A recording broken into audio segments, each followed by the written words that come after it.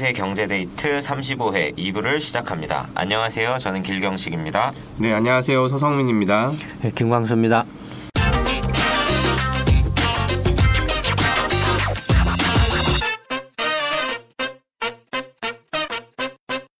네, 2018년 새해 이제 첫 번째 녹음인데요. 오늘 35회 2부에서는 어떤 이야기를 하나요?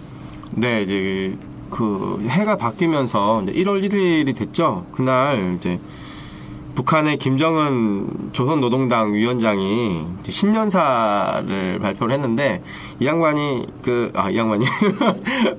이 사람이 2013년부터 매년 육성으로 이제 신년사를 발표를 했더라고요. 그래서 이 신년사를 통해서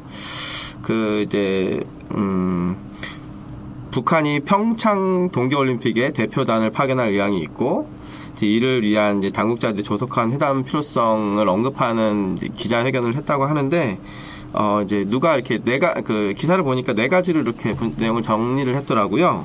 어떤 내용이 있냐면 이제 평창 올림픽이 성공적으로 개최되길 바라고 대표단을 파견할 용의가 있으며 그리고 북한과 남한은 군사적 긴장을 완화하고 평화적 환경 마련을 위해서 공동으로 노력을 해야 한다. 그리고 이제 세 번째로 이제 남과 북이 서로 주인이 돼서 우리 민족끼리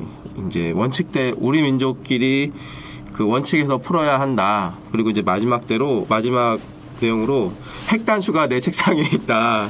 미국은 결코 나와 우리 국가를 상대로 전쟁을 걸지 못한다. 이런 내용으로 이제 신년사를 이렇게 발표를 했는데 이 내용을 듣고 이제 우리 정부와 언론이 이제 이게 북한이 평화적으로 유화 제스처를 보낸 게 아니냐 하면서 이걸 환영을 하고 이제 문재인 대통령은 이제 남과 북이 대화를 신속히 복원하고 이제 북한 대표단이 평창 올림픽에 참가할 수 있도록 후속 조치를 이제 마련하라 이렇게 지시를 해서 정부가 지금 이제 그런 준비를 하고 있는 것으로 이렇게 알고 있습니다. 그래서 답변을 보내고 북한의 회신을 기다리고 있는 상황인 거죠? 지금 이제 회신을 기다리고 있는데 이틀 동안 지금 아무런 응답이 없어서 좀 혹시 또 무슨 일이 있나 뭐 이런 반응이더라고요. 좋은 징조인가요? 남북 관계에 있어서? 이제 2018년 한 해를 이렇게 전망을 해보면 가장 이제 핫 이슈는 역시 안보 문제죠. 외교 안보 문제요. 한국 입장에서나 세계 전체로 봤을 때 이제 안보와 관련된 갈등이나 분쟁이죠. 특히 이제 한국 같은 경우는 이제 이미 작년부터 계속 지금 이제 굉장히 북핵 문제로 긴장이 고조되어 왔었죠, 계속. 그렇죠. 그래서 이제 지금 그런 점에서 보면 이제 첫 번째 경제데이트 팟캐스트 주제로 이제 안보 문제를 삼지 않을 수, 좀 거론하지 않을 수가 없는데, 안보 문제에 따라서 이제 경제 문제나 이런 것들도 다 지금 연동되어 있으니까. 네. 이제 방금 이제 이야기하신 것처럼 북한에서 뭔가 반응이 나왔다라고 이제 하는데 이게 이제 이제 맥락을 한번 간단하게 좀 짚어볼 필요가 있을 것 같아요. 그러니까 길게 거슬러 올라가면 좀 너무 시간이 많이 걸리니까 그냥 꼭지만 간단하게 하면 그래서 이제 사드 배치가 이제 있었잖아요. 네. 작년에 이제 박근혜 씨가 이제 중국한테 가서 사드 배치 안 한다 했다가 이제 박근혜가 탄핵 당하고. 네. 그러다가 이제 탄핵 당하기 전에 사드 배치 한다라고 갑자기 태도가 바뀌고. 그다음에 이제 누구죠? 황교안인가 이런 사람이 이제 중국한테 가서 중국 방문해가지고 배치 안 한다고 그랬다가 일주일 뒤에 하겠다고. 갑자기 뒤집어 버리니까 이제 사실 중국 입장에서는 좀 이제 뒤통수 맞은 거나 마찬가지죠. 그래서 이제 경제보복을 시작을 하죠. 그리고 이제 문재인 대통령이 취임을 하고 선거를 해서 그럼 이제 취임을 했을 때 이제 처음에는 사드 배치를 보류를 했죠. 환경 역학 조사한다라고 그러니까 갑자기 이제 그렇게 나오니까 이제 미국이 굉장히 이제 강력하게 반발해서 이제 사기는 배치한다. 그러니까 왔다 갔다 한 거죠. 그렇죠. 그러니까 선거 전에는 뭐라고 했습니까? 제일 처음에는 송주 가가지고 사드 배치 반대한다. 그러다가 이제 선거 기간 중에는 상황을 봐가면서 판단하겠다. 네. 입장이 이렇게 하다가 이제 취임하고 나서 이제 약간 반대하는 이제 쪽으로 이렇게 하려다가 미국이 갑자기 굉장히 화를 내니까 그러면 자기는 또 배치를 한다 뭐 이렇게 이제 해왔어요. 네. 그러니까 또 이제 중국이 또 성질을 낼 거 아니에요. 그 사드 배치 이제 철회를 요구를 하죠. 하고 이제 쌍중단 제안을 이제 하죠. 북한 핵미사일 실험 중지, 이제 한미 연합 훈련 중지 그걸 서로 이렇게 맞바꾸는 걸로 하자. 이게 지금 방금 말한 김정은의 그 이야기에 약간 좀 쌍중단의 제안에 약간 겹치는 그런 느낌도 있어요, 사실은. 군사적 긴장을 완화하고. 그러니까 어쨌든 뭐 이제 그러니까 이제 하면서 이제 경제 제재를 한층 강화를 하죠, 중국이. 네. 그러니까 이제 근데 쌍중단 제안을 이제 중국이 하니까 트럼프가 이제 거부를 하죠. 네. 거부를 하고 이제 그러고 나서 이제 그 트럼프가 아시아 순방 한다고 했잖아요. 작년에 아시아 순방할 때 근데 이제 한국 방문하기 직전에 이제 문재인 대통령이 산불 정책을 발표를 하죠. 네. 그러니까 이왕에 배치한 사드는 그대로 두고 추가 배치는 안 한다. 미국 미사일 방어 체계에 가입을 안 한다. 한미일 군사 동맹은 안 한다. 뭐 이렇게 산불 정책을 중국한테 하는 조건으로 경제 보복 조치를 풀어달라. 네. 그러니까 그래서 우리가 이 팟캐스트에서 비판했었죠. 정치와 경제를 왜 이렇게 안보 문제하고 경제 문제를 연계시켜 묶어버렸다. 그래서 오히려 중국한테 채찍을 하나 넘겨준 거나 마찬가지다. 엮여버렸다. 엮였다라고 이렇게 했죠. 네. 그러니까 이제 이거 트럼프 오기 직전에 산불 정책 발표를 하니까 미국이 굉장히 반발했었죠. 네. 그러니까 이제 중국 입장에서는 이제 문재인 정부가 자기 이제 뭔가 중국 쪽의 입장을 이렇게 뭔가 반영하는 듯한 태도를 보이니까 그래서 이제 압력을 이제 한층 더 이렇게 문재인 정부를 꼬시려고 했겠죠. 꼭 지켜야 된다. 꼬시려고 이렇게 너 약속 지켜야 돼. 헛말하면 안 돼. 뭐 이런 식으로 하고. 그래서 이제 문재인 대통령이 이제 중국을 갔어요. 방중을 했잖아요. 경제 보복 문제 조치를 이제 좀 풀려고. 그래서 이제 그 난징 학살 추도식에 이제 주중 대사도 보냈고.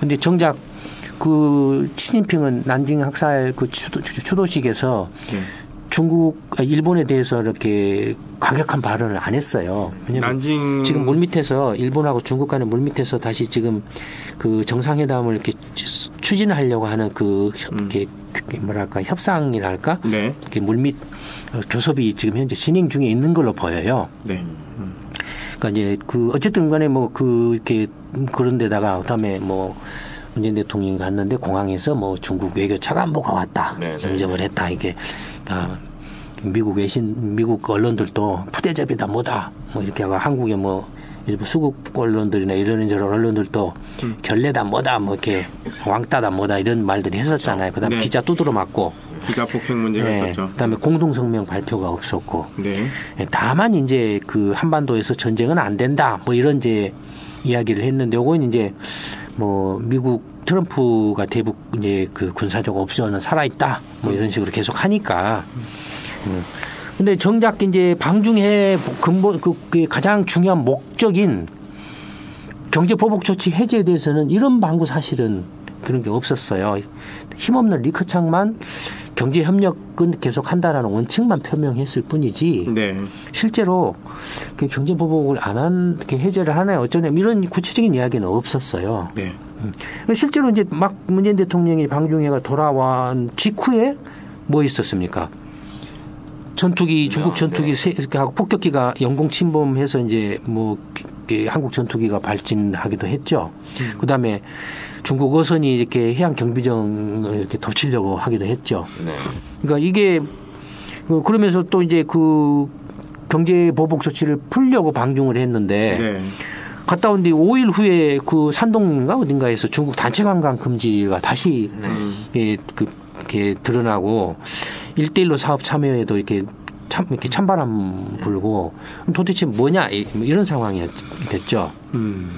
대강 이제 이런 흐름이었는데 또 이제 당장에 또 문재인 정부 입장에서는 이제 2월 달인가요? 평창올림픽. 2월 9일부터입니다. 평창올림픽이 있으니까 이것도 이제 어떤 그 국제적인 큰 이제 스포츠 이벤트니까 뭐 이런 이벤트를 통해서 어떤 이제 그 평화외교의 무대로 이게 좀 이제 활용을 하려고 생각을 하겠죠, 당연히. 예. 그래서 이제 시진핑 주석한테 평창 올림픽에 참가를 좀 해다오라고 했는데 고위급 보낸다. 네, 뭐 직접 가겠다는 얘기는 안 하고 안 가더라도 못 가더라도. 안 하는 소리죠. 네. 하는 소리죠. 못 가더라도 나 다른 사람 보낸다는. 그러니까 이런 것도 조금 2022년인가 베이징 동계올림픽을 하죠. 네. 네. 그러면 이런 것도 흥정을 하면 되는 거죠, 사실은. 우리 이번에 오면 우리도 갈게 이런 건가요? 그런 식으로 뭐 한다든지 하지. 굳이 이걸 우리 안 가면은 좀 안 될 것 같은 분위기로. 그다음에 아베 총리한테도 뭐 외교부 네. 장관이 찾아가서 예. 어쩌고저쩌고 하고 평창올림픽 참가해달라 해놓고는 또 이제 위안부 문제 협상 파기하고 파기를 하고. 네. 그러니까 이게 위안부 협상은 분명히 박근혜 정권 때 밀실에서 네. 이렇게 불법적으로 좀 된 거죠. 그 굴욕적이랄까 네. 좀 말도 안 되는 그런 협상을 한 건 사실이지만. 네. 근데 어쨌든 간에 이건 이미 국가 대 국가 간의 합의 사항이죠, 일단은. 네. 네. 합의 사항이고 물론 그걸 뭐 이렇게 그 영원 불변의 것은 아니지만 다만 이제 국가 간의 신의가 깨져버리죠. 신뢰가 한국이라는 나라가 어쨌든 간에 그게 그러니까 비판을 하고 욕을 하면 박근혜 정권한테 비판하고 욕을 해야지 그 책임을 물으려면 그다음 물어야지. 네.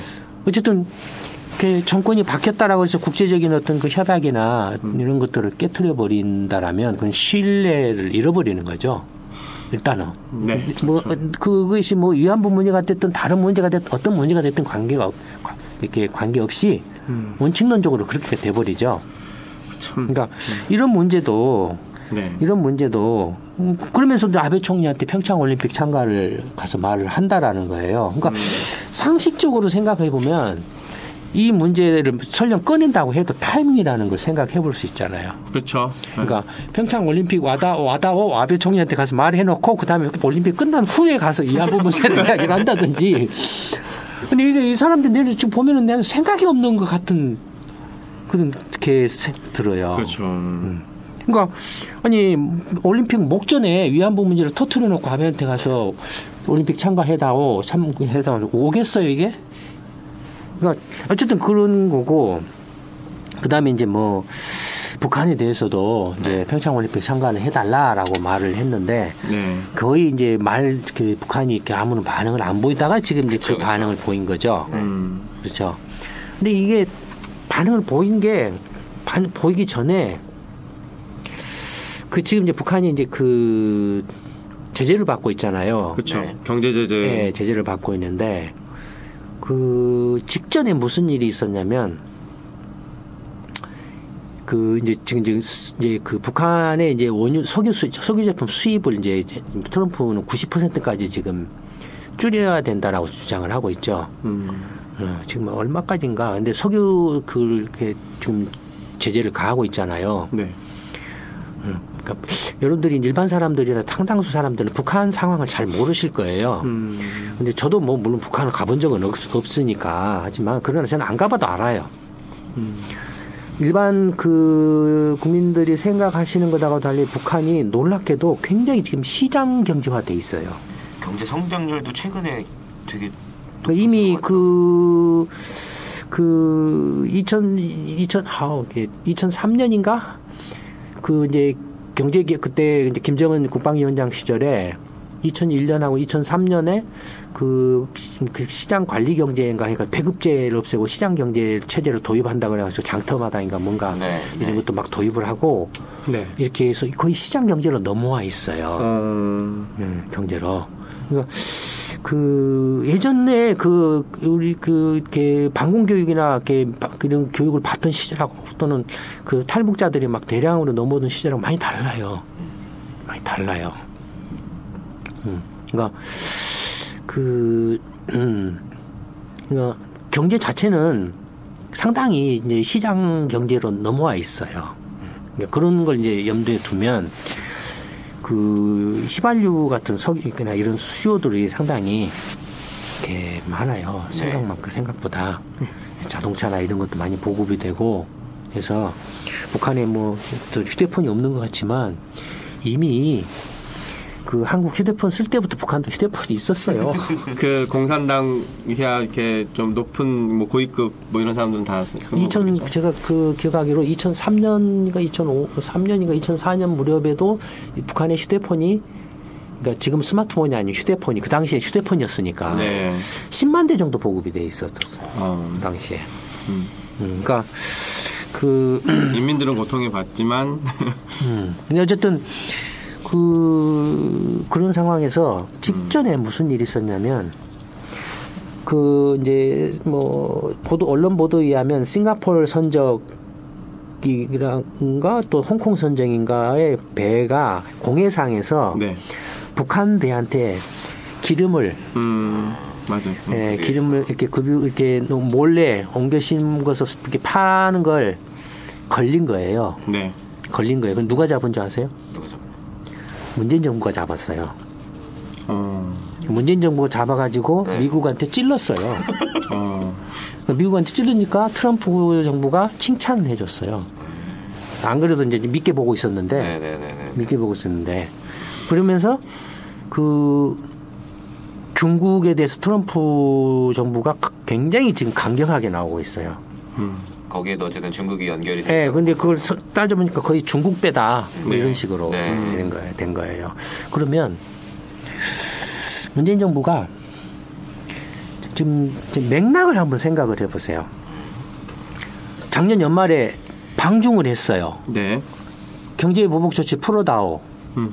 그다음에 우리 그 북핵 문제에 대해서도 조금 이렇게 전쟁 없이 평화적인 방법으로 대화를 통해서 해결하자. 네. 하면서 이제 서로 이렇게 중국하고 사이좋게 지내자 이렇게 말을 했어요. 그러니까 불과 한 며칠 정도인가요? 한 달에 한 2, 3주 사이예요. 그렇죠. 2주 정도 됐죠. 네, 2, 3주 사이예요. 근데 그 사이 그게 갔다 해와가지고 이제 거의 성과 없이 와서 오히려 중국에서는 전투기가 오고 날라오고 어선이 해양 경비정을 공격을 하고 그다음에 단체 관광도 여전히 이렇게 금지되고 경제 보복 조치가 안 풀린다 이거예요. 그런 상태에서 문재인 정부가 그걸 적발해 가지고 찌른 거예요, 미국한테. 그럼 이건 무슨 표시일까요? 엿먹어라. 누구한테 엿먹으라는 거예요? 중국한테. 그거예요. 그렇게 볼 수 있어요. 네. 그렇게 볼 수 있어. 그럼 도대체 왜 중국에를 갔냐 이거예요. 그러니까 맥락을 생각을 해보면 한 달도 안 되는 사이에 지금 이런 180도 뒤집어지는 그런 행위를 하고 있는 거예요 지금. 예. 참. 선거할 때부터 이야기하던 그 전략적인 모호성을 계속 너무 모호한데. 계속 제가 말씀드렸잖아요. 양쪽에서 뺨 맞는다고. 양쪽에서 뺨 네, 맞는다고. 지금 그런 모양새로 다 흘러가는 것 같아요. 일본은 말할 것도 없고. 왕따를 당하는 거죠 지금. 예. 그러니까 트럼프 대통령 이렇게 아시아 순방 하기 전에 바로 전날 사물 정책 막 발표하고 중국 가서는 막 안 그래도 사드 배치 때문에 밉보였는데 이런 일이 계속 반복이 되면 도대체 외교를 하자는 건지 잠깐 무슨 좀 맥락이 없어가지고 이게 굉장히 혼란스러운데요. 제가 봐도. 그러니까 그 두 건이었어요. 공해상에서 적발한 게 두 건이었어요. 그러니까 이제 트럼프 대통령이 중국한테 니네들이 그 북한 제재를 말로만 하고 실제로는 안 한다. 그 확실한 증거를 문재인 정부니까 나한테 찔렀다라고 이야기를 한 거예요. 그러니까 그리고 나서 지금 이제 이제 김정은 이제 그 발표가 나온 거예요. 신년사에서. 그러니까 원래는 이제 통미봉남이죠. 이게 바뀌었죠. 이제 통남 복미로 바꾼 것 같아요. 이번 신년사에서는. 네, 근데 이게 지금 경제 제재를 이미 유엔 결의에 따라서 하고 있는데 문재인 정부가 그 김정은이 이렇게 남북 간에 그 뭔가 협력을 하자라고 해서 쉽게 할 수 있는 경제적인 협력을 할 수 있는 상황은 아니고 일단 이제 그 김정은 입장에서 보면 북한 입장에서 보면 북한 내부적으로도 올림픽은 북한 내부 정치적인 입장에서도 올림픽은 참가를 해야 되는 거예요.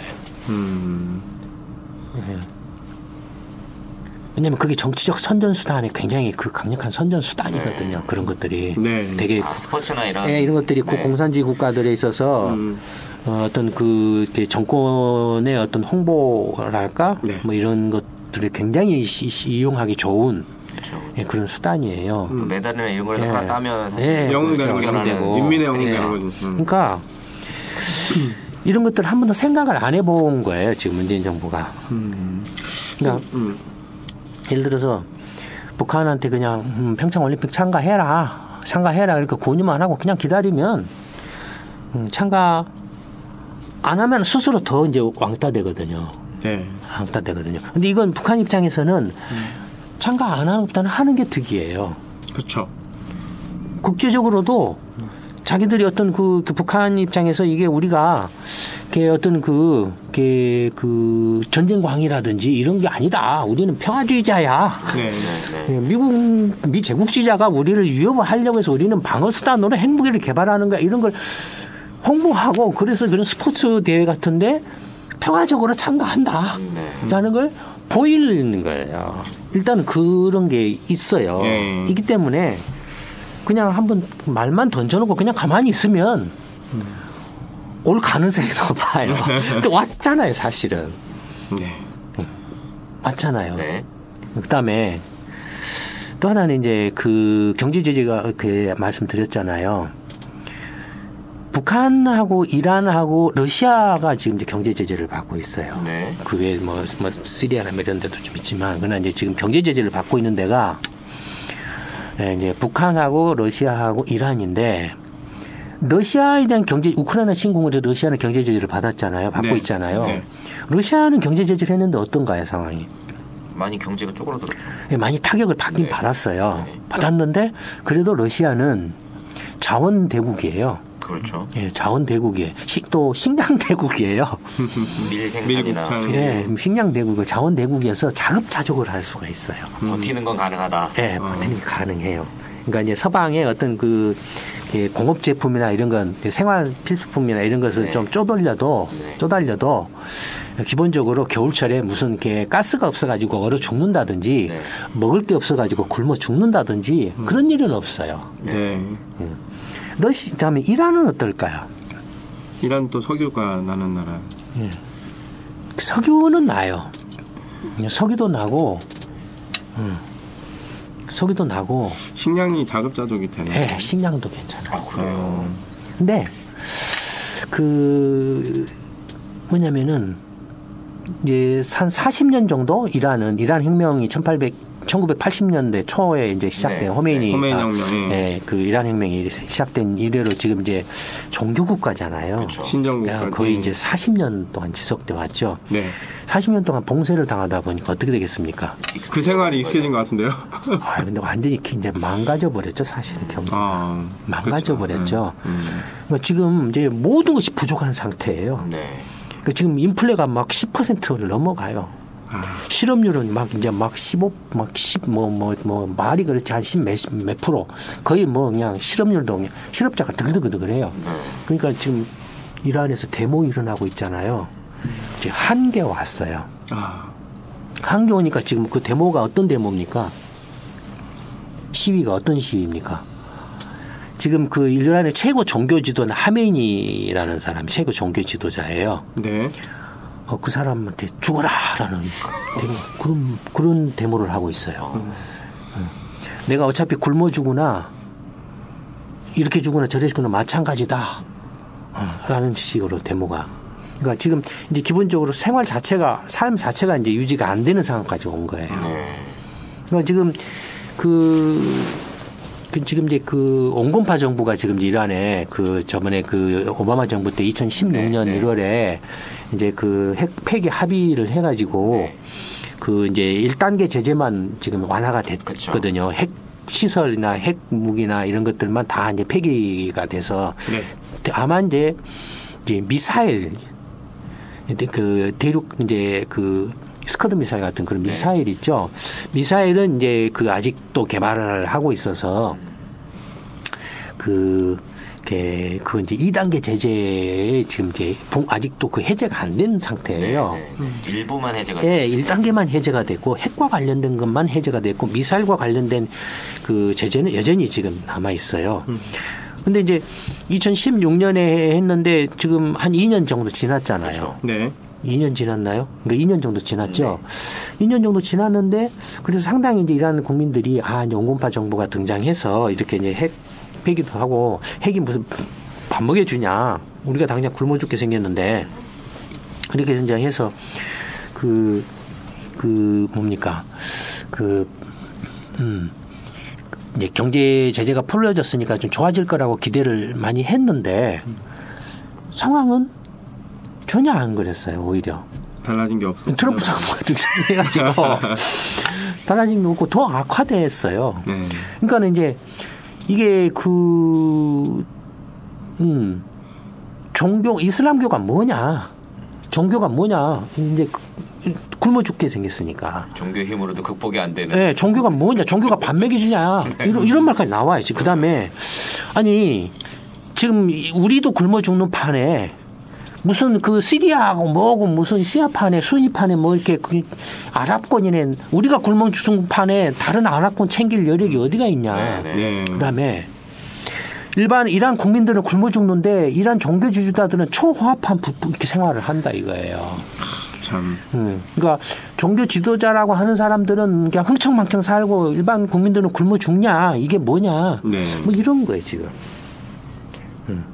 그러니까 그 이제 종교적인 어떤 통제마저도 지금 이제 불가능해지고 있는 상황이에요. 이란 내부가 그렇군요. 그러니까 경제 제재가 그런 정도까지 이제 강력하네요. 예, 상당히 효과가. 예. 근데 모르죠. 이제 이게 뭐 또 어느 정도 또 이제 또 그 탄압을 할지는 좀 모르죠. 근데 어쨌든 그런 상태에 이란 지금 경제 제재가 북한은 그러면 경제 제재를 할 경우는 어떻게 되나요? 북한은 경제 제재를 했어요. 1990년대, 1992년에 이제 그 한중 국교 수교를 맺고 대만하고 이제 국교 단절하고 그러니까 이제 또 러시아가 이제 그 구소련이 붕괴되고 그런 상황이잖아요. 그때가. 그러니까 그 당시 북한의 김일성이 어떻게 생각을 했겠습니까? 불안해서 그래서 핵무기를 개발을 본격적으로 막 한 거예요. 그래서 북핵 문제가 이제 본격적으로 커진 거예요.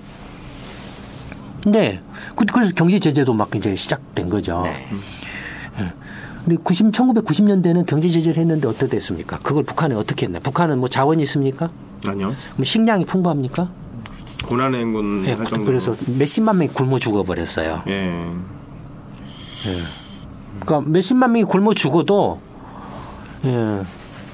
꼭 눈 하나 깜짝을 안 해요. 막장 여건 중에 막장인 것 같아요. 그러니까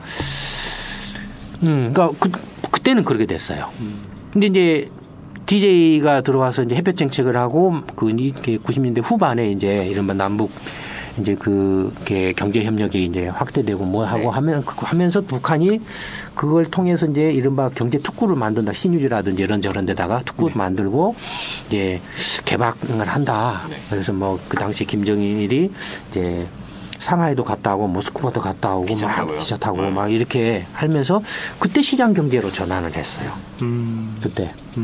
그래서 시장 경제로 전환하면서 이제 물론 거기에서는 이제 뭐 또 이렇게 능력이 안 되는 사람들은 또 막 어렵고 힘들어졌겠지만 어쨌든 시장 경제로 전환하면서 북한 경제가 그래도 어느 정도 조금 나아졌어요.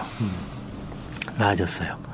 그러니까 그런 상태인데 여기 경제 제재를 다시 이제 가하기 시작하니까 어떻게 되겠습니까? 타격이 더 커요. 시장 경제 돌입 진행된 상태에서 경제 제재를 받으니까 안 했을 때보다 훨씬 더 크게 받는다. 타격이 커요. 그러니까 이제 압박이 당장에 기름 같은 것은 상당히 타격이 바로 와요. 원유 공급 중단되면 바로 와요. 그러니까 이제 중국을 통해서 이제 이렇게 들어오는 신유지나 이런 쪽을 통해서 이렇게 들어오는 것도 있고 이제 그거에 대해서는 이제 중국이 미국이 지금 중국에 대해서 압박을 가하는 카드가 뭐냐면은 통상압력 카드예요. 그러니까 북핵 문제와 관련해서 중국에 대해서 압박을 가하는 게 중국이 북한의 핵 문제에 대해서 주도적으로 적극적으로 해결하려고 하지 않으면 미국이 중국한테 대해서 통상 압력을 가할 거야라는 거예요. 그러니까 지금 그 통상 압력이 지금 굉장히 오래 강해질, 그래서 중국하고 미국 간의 충돌이 갈등이 커질 가능성이 있어요. 아, 힘이 있으니까 경제하고 안보를 묶어서 그냥 네, 압박을 네, 해버리네요. 네. 그러니까 지금까지는 이제 시진핑 정부가 네. 어떻게 해서든지 북핵 문제를 해결하려고, 통상 문제를 피하기 위해서 네. 해결하려고 이렇게 왔는데 지금 이제 시진핑 정부도 북한 정권에 대해서 사실 마땅하게 어떤 통제할 수 있는 어떤 그런 게 없는 게 드러났어요. 네. 네, 드러났어요. 그러니까 이런 상황인데, 그러니까 김정은이가 그 신년사에서 네. 그 이야기한 게 사실은 그런 점에서 보면 핵심 포인트는 뭡니까? 그냥 여전히 통미봉남의 이렇게 이야기해요. 한국한테 이야기를 하고 있지만 결국 미국한테 미국한테 이야기하고 있어요. 네. 미국한테 이야기. 핵단추가 내 책상 위에 있다 이러면서. 협상하자 뭐 네. 이거예요. 그리고 어차피 그 문재인 정부한테는 평창 올림픽이 올 거예요. 네. 굳이 오라고 얘기 안 해도 본인들 오고 싶어 한다고. 오니까 오는데 그냥 오는 건 그러니까 뭔가 이렇게 그걸 이렇게 이제 문재인 정부가 이렇게 자꾸 오라 하니까 명분을 좀 만들어 엮어가지고 뭔가라도 좀 그렇듯하게 남한에서 하도 사정에서 봐달라고 하니까 그러니까 우리가 그걸 또 엮어서 뭔가 경제 얻어내려고. 얻어낼 수 있는 것이 있으면 얻어내고 돈을 받아내겠다는 계산이. 그래서 제가 김정은이라도 그런 생각할 것 같아요. 나 지금 경제제대로 힘드니까 좀 남한이랑 좀 사이좋게 지내려고 이렇게 모양새를 취할 테니까 경제제도 좀 약간 풀어주고. 의미는 일단은 지금 대화 창구를 채널을 만들어야 된다라는 지금 채널이 모두 지금 단절돼 있다고 하니까. 네. 그렇죠. 그러니까 대화 창구를 하나 만든다라는 거고. 예. 그다음에 이제 어쨌든 이제 그 김정은이 이렇게 말을 꺼냈으니까 문재인 정부를 하나의 이제 중개자로 삼을 수 있다라는 거예요. 미국하고 이야기하는데. 소통 창구로. 예, 미국하고 이야기를 하는데 네. 문재인 정부를 이렇게 이제 김정은 정권이 트럼프 정부하고 담판해서 이야기하는 것보다는 문재인 정권을 통해서 한번 거쳐서 이렇게 하면은 뭔가 문재인 정권이 김정은 정권이 그 트럼프 정권을 직접 뭔가 이렇게 협상을 해서 얻어내는 것보다도 문재인 정권하고 이렇게 통해서 하면은 문재인 정권이 미국을 좀 설득을 해줄 수 있는 부분들이 있다 이거예요. 그렇죠. 네. 그런 것들을 계산을 해서 한 거. 그러니까 실제 협상의 대상자는 미국이죠. 미국이죠. 선생님 분석하시는 거 이야기를 쭉 들어보니까 어쨌든 통일의 가능성을 높이려면 북한이 더 많은 것들을 경험하게 해주는 게 되게 큰 포인트가 되겠네요. 무슨 지금 통일 이야기를 합니까? 그래서 북한이 예전하고 이게 좀 움직이는 어떤 그 모양이 좀 바뀐 거잖아요. 시장화가 되면서. 그렇죠. 바뀌었는데 하여튼 그 시장 경제로 가는 걸 적극적으로 밀어줘야 돼요, 사실은. 네. 왜냐하면 시장 경제를 엮인 순간에 바로 교역을 할 수밖에 없게 돼요. 시장 경제 자체는 시장 경제라는 것이 성립하려면 기본적으로 자유라는 것이 보장이 돼야 돼요. 그렇죠. 사유재산도 보장을 해야 자유라는 게. 선택의 자유. 자유. 그러니까 개인의 자유라는 게. 개인의 자유를 보장하려면 정치적으로 이제 민주주의 쪽으로 가지 않을 수가 없게 돼 있어요. 네. 그러니까 중국 같은 경우도 무슨 시진핑 신시대 사회주의 뭐 특색 뭐 시장 경제 뭡니까? 너무 길어가지고 16자가 되던데. 네, 그거 있는데 그러니까 시진핑식 뭐 사회주의 시장 경제 뭐 이렇게 돼 있잖아요. 네. 경제는 자유를 이렇게 해주는데 자유가 전제로 돼 있는데 정치가 자유가 안 되면은 경제가 안 되는. 그러니까 자꾸 경제를 통제를 하려고 하는 거예요. 시진핑 정부가 국유기업이나 이런 식으로 해가지고 통제를 하려고 하는. 그러면 그렇게 되면 경제 망가져요. 뭐 대충 그 올해 시작하자마자 이제 북한 김정은 씨가 그 명칭이 뭡니까? 호칭이 위원장이죠. 위원장입니까? 네. 김정은 위원장이 그렇게 신년사인가 뭔가를 통해서 이렇게 처음으로 어떻게 보면 그 뭔가 입장을 표명을 했는데 과 관련해서 올해 한 해는 안보 문제가 상당히 계속 작년에 이어서 올해도 안보 문제가 핫 이슈가 될 가능성이 높다라는 차원에서 한번 이야기해봤습니다. 그럼 앞으로도 이 안보 문제와 관련해서 좀 이슈들이 있으면 자주 이야기를 하게 될 것 같네요. 네, 뭐 이야기를 하지 않을 수 없을 것 같아요. 네. 그러면 2018년도 첫 그 녹음은 여기서 마치도록 하겠습니다. 김광수의 경제데이트 35회 2부는 여기서 마치겠습니다. 감사합니다. 네, 감사합니다.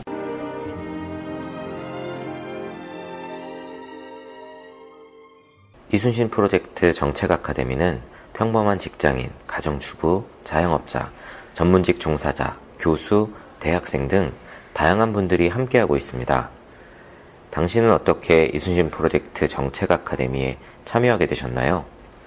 영남 일기 홍대수입니다. 우리가 정책 아카데미를 공부하면서 느낀 것은 공무원 비리라든지 아니면 뭐 그런 것들이 있지만 결국은 굉장히 넓은 틀을 가지고 계속 동안 오면서 조금씩 가고 있었거든요. 지금 제 주변에도 뭐 소위 말하는 진보라고 수는 말을 별로 좋아하지는 않지만 뭐 어쨌든 양극 다닌 사람들의 말을 이렇게 들어보면 뭐 분노하고 그 다음에 뭐 이런 쪽으로 많이 감정적으로 좀 가 있습니다.